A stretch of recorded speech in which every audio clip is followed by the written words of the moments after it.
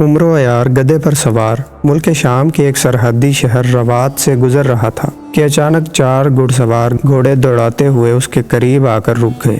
ملک شام کے بادشاہ کا چونکہ حکم تھا کہ ملک شام میں سوائے بادشاہ اور شاہی فوج کے کوئی اور گھوڑے پر سوار نہیں ہو سکتا تھا، اس لیے وہاں بڑے سے بڑا رئیس آدمی بھی گھوڑے کی سواری نہ کرتا تھا، اس لیے وہاں سواری کے لیے گدھے کو استعمال کیا جاتا تھا۔ خواجہ عمرو جب ملک شام پہنچا تو اسے بھی وہاں مجبوراً گدھے کی سواری کرنا پڑی، اور اس وقت وہ گدھے پر سوار ایک آدمی سے ملنے جا رہا تھا کہ گھڑ سوار اس کے قریب آ کر رک گئے۔ خواجہ عمرو سمجھ گیا کہ یہ شاہی فوج کے سوار ہی ہو سکتے ہیں، اس لیے اس نے بھی گدھے کو روک لیا۔ کون ہو تم؟ کہاں سے آئے ہو؟ ایک گھڑ سوار نے بڑے سخت لہجے سے عمرو سے مخاطب ہو کر کہا۔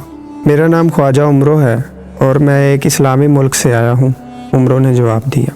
تم ہمیں تو شکل سے ہی ڈاکو لگ رہے ہو، اس لیے چلو تمہیں بادشاہ کے سامنے پیش کیا جائے گا، اسی گھڑ سوار نے پہلے سے بھی زیادہ سخت لہجے میں کہا۔ ٹھیک ہے، مجھے کیا اعتراض ہے، چلو، خواجہ عمرو نے الٹا خوش ہو کر کہا، کیونکہ وہ تو چاہتا تھا کہ اسے بادشاہ کے سامنے پیش کر دیا جائے، کیونکہ اسے یقین تھا کہ بادشاہ کو جب اس کے بارے میں معلوم ہوگا تو وہ لازماً اس کی زیادہ عزت کرے گا۔ اس لیے عمرو واقعی اپنی رضامندی سے ان کے ساتھ چل پڑا۔ کافی دیر بعد گھڑ سواروں نے اسے رکنے کا اشارہ کیا اور پھر وہ چاروں بھی گھوڑوں سے اتر آئے۔ تم بھی نیچے اتر آؤ، اسی گھڑ سوار نے اسی طرح سخت لہجے میں کہا جو اس سے پہلے بات چیت کر رہا تھا، اور عمرو گدھے سے نیچے اتر آیا۔ سالار، سلام، اسے لے جا کر بند کر دو، اسی آدمی نے اپنے ایک آدمی سے کہا، وہ شاید ان کا سردار تھا۔ ارے کہاں بند کرنا چاہتے ہو؟ تم تو مجھے بادشاہ کے پاس لے جا رہے تھے، عمرو نے چونک کر کہا۔ چلو، ورنہ ابھی گردن اڑا دیں گے، ہم تمہیں جیل خانے میں بند کرنے لے جا رہے ہیں، تم ڈاکو ہو، اسی سردار نے اور زیادہ غصیلے لہجے میں کہا۔ اس کے ساتھ ہی ایک آدمی نے اس کا ہاتھ پکڑا اور اسے گھسیٹ کر ایک عمارت کی طرف لے جانے لگا۔ عمرو نے بڑا احتجاج کیا، لیکن وہ آدمی اسے گھسیٹتے ہوئے اس عمارت میں لے آیا۔ یہ واقعی جیل خانہ تھا، اور اندر ایک چھوٹی سی کوٹری میں عمرو کو بند کر دیا گیا۔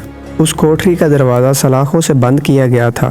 کوٹری بے حد گندی اور سیلن زدہ تھی، وہاں شدید بو پھیلی ہوئی تھی، اور کئی موٹے موٹے چوہے ادھر ادھر دوڑتے ہوئے دکھائی دے رہے تھے۔ یہ کیا ہوا میرے ساتھ؟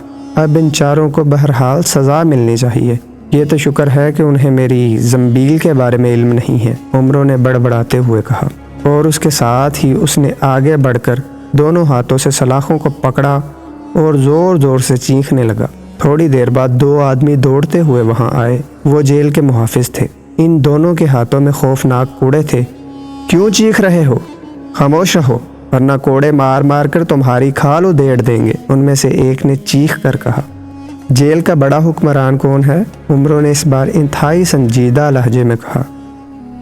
میں ہوں۔ کیوں؟ ایک آدمی نے حیرت بھرے لہجے میں کہا۔ وہ لوگ مجھے یہاں چھوڑ گئے ہیں، وہ کون ہیں؟ عمرو نے پوچھا۔ وہ شاہی فوج کے سپاہی ہیں، ان کا سالار بھی ساتھ تھا، جیل کے بڑے حاکم نے کہا۔ کیا نام ہے اس سالار کا؟ عمرو نے پوچھا۔ اس کا نام ہاشم ہے، سالار ہاشم، جیل کے بڑے حاکم نے جواب دیتے ہوئے کہا۔ اس کی رہائش کہاں ہے؟ عمرو نے پوچھا۔ تم کیوں پوچھ رہے ہو؟ ہم تمہارے غلام ہیں کہ تمہارے سوالوں کے جواب دیتے رہیں، جیل کے بڑے حاکم نے انتہائی غصیلے لہجے میں کہا۔ سنو، میرا نام خواجہ عمرو ہے، اور میں سردار امیر حمزہ کا خاص درباری ہوں، اور بادشاہ سلامت کے پاس سردار امیر حمزہ کا خصوصی پیغام لے کر جا رہا تھا کہ سالار ہاشم نے مجھ سے رشوت طلب کی، اور میرے انکار پر وہ مجھے زبردستی یہاں قید کرا گیا ہے۔ اس لیے اگر تم اپنی زندگی بچانا چاہتے ہو تو بادشاہ سلامت تک میری بات پہنچا دو، یا پھر مجھے چھوڑ دو، ورنہ جیسے ہی بادشاہ سلامت کو پتہ چلا وہ خود یہاں آئے گا اور مجھے چھڑوا کر ساتھ لے جائے گا، اور پھر سالار ہاشم اور اس کے ساتھیوں سمیت تم بھی مارے جاؤ گے۔ خواجہ عمرو نے کہا۔ بادشاہ اگلے مہینے یہاں کا دورہ کرے گا تو تمہیں ان کے سامنے پیش کر دیا جائے گا، اس سے پہلے نہیں، سمجھے؟ اور اب اگر تم نے شور مچایا تو کھال ادھیڑ دوں گا۔ تم جیسے کئی ایسے لوگ یہاں آتے رہتے ہیں جو اپنے آپ کو بادشاہ کا بھی باپ بتاتے ہیں، جیل کے حاکم نے کہا، اور واپس مڑ گیا۔ اس کا ساتھی بھی اس کے پیچھے چلا گیا تو عمرو نے اب خود ہی کچھ کرنے کا فیصلہ کر لیا۔ اس نے زنبیل میں سے چادر سلیمانی نکال کر اوڑھ لی اور ایک بار پھر زور زور سے چیخیں مارنی شروع کر دی۔ کچھ دیر بعد وہ حاکم اور اس کا ساتھی دونوں غصے سے چیختے ہوئے وہاں پہنچے اور وہ ساتھ ساتھ غصے میں ہوا میں کوڑے بھی چٹخاتے ہوئے آ رہے تھے، لیکن جب وہ کوٹری کے سامنے پہنچے تو بے اختیار ٹھٹک کر رہ گئے۔ ان کے چہروں پر انتہائی حیرت کے تاثرات ابھر آئے تھے، کیونکہ کوٹری کا تالا باہر لگا ہوا تھا اور دروازہ بند تھا، لیکن کوٹری انہیں خالی نظر آ رہی تھی۔ چونکہ خواجہ عمرو نے چادر سلیمانی اوڑھ لی تھی، اس لیے وہ ان کی نظروں سے غائب ہو گیا تھا۔ ارے یہ کیا ہوا؟ یہ کہاں چلا گیا اور کیسے؟ حاکم نے انتہائی حیرت بھرے لہجے میں کہا، اور اس کے ساتھ ہی اس نے اپنی کمر سے باندھا ہوا چابیوں کا گچھا نکالا اور پھر ایک چابی کی مدد سے اس نے تالا کھول کر کنڈا ہٹایا اور پھر دروازہ کھول کر وہ دونوں اندر داخل ہوئے ہی تھے کہ عمرو عیار، جس نے چادر سلیمانی اوڑھ رکھی تھی، خاموشی سے چلتا ہوا کھلے دروازے سے باہر نکلا اور اسی طرح چلتا ہوا وہ اس جیل خانے کی عمارت سے باہر آ گیا۔ لیکن باہر آنے کے باوجود اس نے چادر سلیمانی نہ اتاری، بلکہ اسی طرح وہ چادر سلیمانی اوڑھے ہوئے چلتا رہا۔ اس کا رخ شاہی محل کی طرف تھا، جس کے گنبد اسے دور سے دکھائی دے رہے تھے۔ تھوڑی دیر کے بعد وہ شاہی محل کے بڑے دروازے پر پہنچ گیا۔ اس نے دیکھا کہ وہاں بہت سے لوگ آ جا رہے ہیں جو اپنی شکلوں سے حکیم دکھائی دے رہے تھے۔ خواجہ عمرو نے ایک طرف رک کر چادر سلیمانی اتاری اور اسے زنبیل میں ڈال کر آگے بڑھا۔ رک جاؤ، کون ہو تم؟ ایک دربان نے اسے روکتے ہوئے کہا۔ یہاں کیا ہوا ہے؟ یہ حکیم کیوں آ جا رہے ہیں؟ عمرو نے کہا۔ شہزادی دل بہار کے چہرے پر سفید نشان ابھر آیا ہے، جس کی وجہ سے شہزادی کا چہرہ بے حد بدنما لگنے لگا ہے، اس لیے مختلف ملکوں کے حکیم علاج کے لیے آ رہے ہیں۔ لیکن تم کون ہو اور کہاں سے آئے ہو؟ دربان نے اسے ساری تفصیل بتاتے ہوئے کہا۔ میں سردار امیر حمزہ کا درباری حکیم ہوں، میرا نام خواجہ عمرو ہے اور میں شہزادی کی بیماری کا علاج کر سکتا ہوں۔ عمرو نے کہا تو دربار نے فوراً ہی اس کے بارے میں اطلاع اندر بھجوا دی، جس پر بادشاہ سلامت نے اسے بلوا لیا اور اسے حکم دیا کہ جب دوسرے حکیم نا امید ہو کر واپس چلے جائیں تو خواجہ عمرو کو پیش کیا جائے۔ اس لیے خواجہ عمرو کو ایک علیحدہ کمرے میں بٹھا دیا گیا۔ خواجہ عمرو نے زنبیل میں سے بولنے والی گڑیا نکالی اور اس کے سر پر انگوٹھا رکھ کر دبایا تو گڑیا کی آنکھیں انسانوں جیسی ہو گئیں۔ بولنے والی گڑیا، مجھے بتاؤ کہ شہزادی دل بہار کو کیا بیماری ہے اور اس کا کیا علاج ہے؟ عمرو نے کہا۔ خواجہ عمرو کو بتایا جاتا ہے کہ شہزادی کو برس کی بیماری ہے، جس کا علاج ایک پھول ہے جو ملک بصرہ کے نواحی علاقے میں واقع ایک ویران باغ میں موجود ہے۔ اس پھول کا رنگ سرخ ہے اور اس کے اندر سنہری رنگ کی لکیریں ہیں۔ اس پھول کے کھانے سے شہزادی کی بیماری دور ہو سکتی ہے، لیکن یہ پھول صرف وہی دیکھ سکتا ہے جس کی آنکھیں بند ہوں اور وہ گدھے کو اڑاتا ہوا اور خود بھی اڑتا ہوا اس باغ میں داخل ہو۔ بولنے والی گڑیا نے کہا، یہ کیسے ہو سکتا ہے؟ گدھا کیسے اڑ سکتا ہے؟ اور پھر آنکھیں بند ہوں تو کیسے باغ نظر آ سکتا ہے؟ خواجہ عمرو نے حیران ہو کر کہا۔ گدھے کو اڑانے والی دوا کھلا دو، لیکن اس کی کمر پر لگام باندھ دو اور خود اڑنے والی جوتیاں پہن لو، آنکھوں پر پٹیاں باندھ لو، ایک ہاتھ سے گدھے کی باگیں پکڑ لو اور دوسرے ہاتھ میں کالا موتی پکڑ لو اور کالے موتی کو حکم دو، وہ خود بخود تمہیں اور گدھے کو اس باغ میں لے جا کر اتار دے گا اور تم پھول حاصل کر کے اسی طرح واپس آ جانا۔ بولنے والی گڑیا نے کہا، اور اس کے ساتھ ہی اس کی آنکھیں دوبارہ پہلے جیسی ہو گئیں۔ تو خواجہ عمرو نے اسے زنبیل میں ڈال دیا۔ تھوڑی دیر بعد اسے اس کمرے میں بلا لیا گیا جہاں شہزادی موجود تھی۔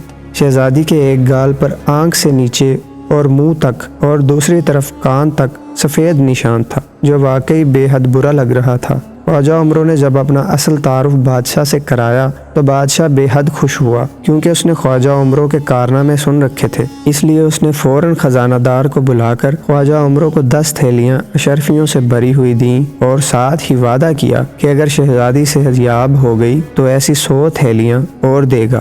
خواجہ عمرو انعام پا کر بے حد خوش ہوا، لیکن اس نے سالار ہاشم اور اس جیل خانے کے بارے میں بھی بادشاہ کو بتا دیا۔ تو بادشاہ نے فوراً اس سالار ہاشم اور جیل کے حاکم کو بلایا اور اس کے ساتھ ہی اس نے انہیں موت کی سزا دینے کا بھی اعلان کر دیا۔ وہ بیچارے موت کے خوف سے تھر تھر کانپنے لگے۔ ان کے وہم و گمان میں بھی شاید نہ تھا کہ خواجہ عمرو اتنا بڑا آدمی ہوگا۔ جب خواجہ عمرو نے ان کی حالت دیکھی تو اس نے نہ صرف انہیں معاف کر دیا بلکہ بادشاہ سے سفارش بھی کی کہ انہیں چھوڑ دیا جائے، اور بادشاہ نے اس کی بات مان بھی لی۔ وہ سب خواجہ عمرو کے پیروں میں گر پڑے۔ خواجہ عمرو نے کہا کہ اسے اس کا گدھا واپس کیا جائے، تو تھوڑی دیر بعد ہی اس کا گدھا وہاں لایا گیا۔ خواجہ عمرو نے گھوڑے کی لگامیں منگوائیں اور گدھے کی پیٹھ پر باندھ کر وہ گدھے کو لے کر محل سے باہر آیا، اور ایک ویران علاقے میں پہنچ کر اس نے زنبیل میں سے اڑنے والی دوا نکالی اور گدھے کا منہ کھول کر اس نے چند قطرے گدھے کے حلق میں ڈال دیے۔ اس کے ساتھ ہی اس نے ایک بڑی سی لیکن پتلی پٹی نکال کر اپنی آنکھوں پر باندھ لی، اور پھر اپنی جوتیاں اتار کر اس نے زنبیل میں ڈالیں اور جادو کی جوتیاں نکال کر پہن لی۔ پھر اس نے زنبیل میں سے سیاہ موتی نکال کر اسے ایک ہاتھ میں پکڑ لیا۔ سیاہ موتی مجھے اور میرے گدھے کو ملک بصرہ کے ویران باغ میں لے جا کر اتار دو، عمرو نے کہا، اور اس کے ساتھ ہی اس نے لگام کھینچی تو گدھا ڈھینچو ڈھینچو کرتا ہوا فضا میں اڑنے لگا۔ ساتھ ہی خواجہ عمرو بھی جادو کی جوتیوں کی وجہ سے اڑنے لگا۔ اسے نظر تو کچھ آ نہیں رہا تھا، لیکن کالا موتی اس نے ایک ہاتھ میں پکڑ رکھا تھا، اس لیے اسے یقین تھا کہ وہ باغ میں صحیح سلامت اتر جائے گا۔ گدھا مسلسل ڈینچو ڈینچو کر رہا تھا، لیکن بہرحال وہ کسی پرندے کی طرح اڑا چلا جا رہا تھا۔ کافی دیر بعد اس کا رخ نیچے کی طرف ہوا تو عمرو بھی باغ پکڑے اس کے پیچھے نیچے اترنے لگا، اور جب اس کے پیر زمین پر لگے تو اس نے باغ چھوڑ دی اور جلدی سے آنکھوں سے پٹی ہٹائی تو اس نے دیکھا کہ وہ واقعی ایک ویران باغ میں موجود تھا، اور اس باغ کے درمیان ایک سرخ رنگ کا بڑا سا پھول موجود تھا جس پر سنہری رنگ کی لکیریں تھیں۔